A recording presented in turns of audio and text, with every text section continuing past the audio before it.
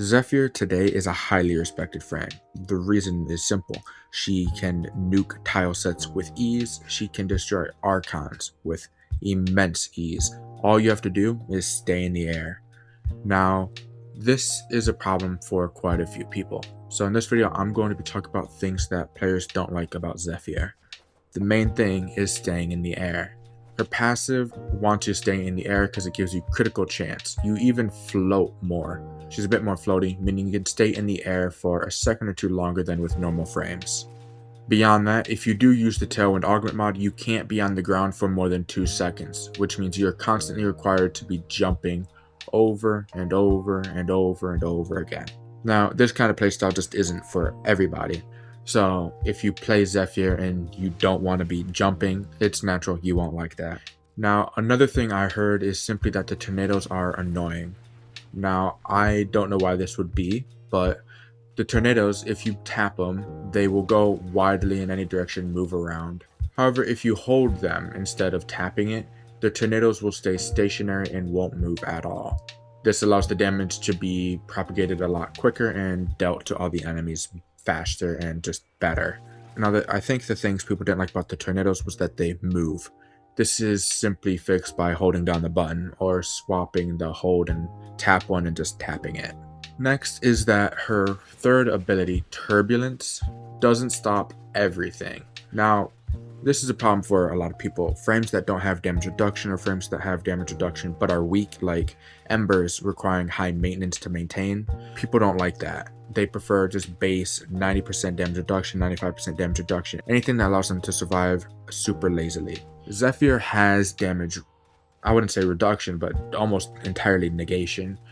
All you need to do is cast your third ability, Turbulence. This redirects all projectiles heading to you. So long as the enemies are using weapons, you cannot be damaged pretty much at all. There is the occasional stray that will hit you, whether it's due to a glitch or not, I'm not too sure. But you might be hit by a weapon every now and again. But it happens so rarely that it's unlikely to ever kill you.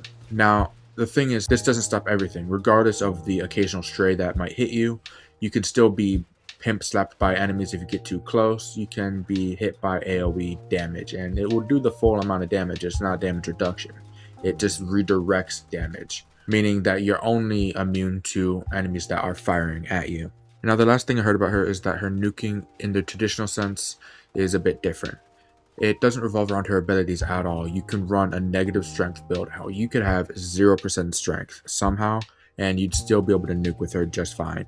You don't need strength for her at all. You need good weapons.